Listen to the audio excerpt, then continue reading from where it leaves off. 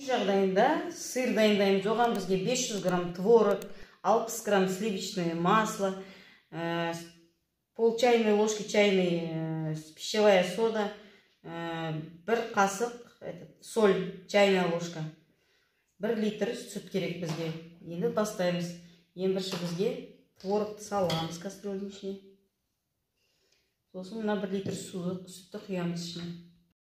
Сүт, 500 грамм творог, 1 литр сүт құйдық. Енді осыны до кипения неге барамыз? Газға қоямыз.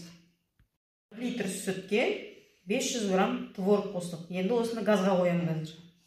500 грамм творогты қайнатамыз.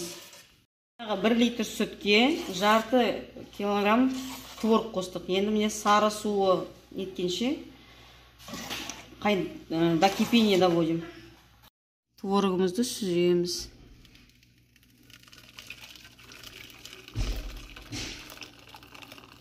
Сүзіп алдық. Суын сүзілді. Енді қазір осыған майын, содасын қосамыз. Пищевая содамызды қосамыз. Жарты чайная ложка. Оған тұзымызды қосамыз. 1 чайная ложка. Араластырып алам. Сосын қосамыз.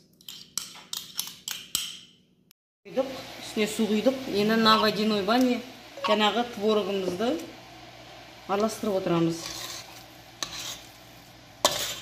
Қазір оны ыдысқа құямыз енді. Астымызға қас сыр құямыз. Ол үшін бірінші щеткамен сұйық майын жағып аламыз. Сұйық маймен жағып алдық. Енді жаңағы дайындаған сырымызды осы ыдысқа құямыз.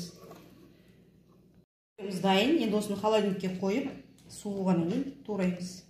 Формамызға құйдық қой. Соны алып тастаймыз былай. Әлі жұмсақтау. Енді морозилкаға қойып қатырып, содан кейін тураймыз. Сырымыз дайын болды. Міне турадық. Өте дәмді, жұмсақ. Астарыңыз дәмді болсын.